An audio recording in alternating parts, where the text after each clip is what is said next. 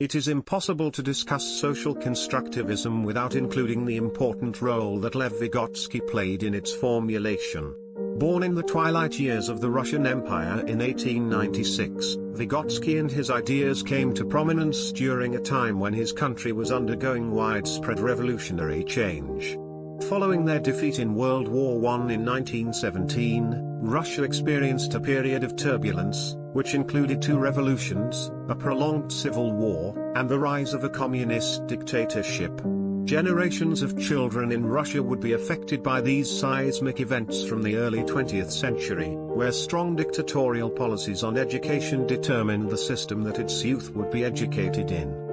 For example, in 1923 the Soviet education law proclaimed the objectives of the Soviet school system. All the work in the school and the whole organization of school life should promote proletarian class consciousness in the minds of pupils and create knowledge of the solidarity of labor in its struggle with capital.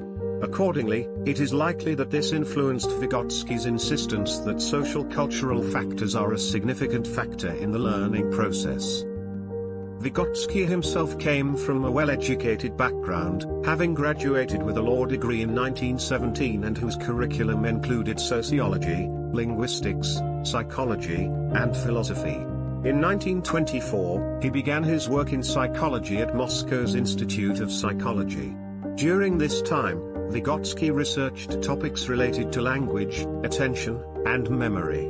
His work was punctuated by a struggle against tuberculosis, which would ultimately claim his life at the young age of 37. In his final journal entry, Vygotsky wrote, "This is the final thing I have done in psychology, and I will like Moses die at the summit, having glimpsed the promised land but without setting foot on it. Farewell, dear creations. The rest is silence." While Vygotsky passed away early in his career, his legacy and ideas have continued to live and influence educators to this day.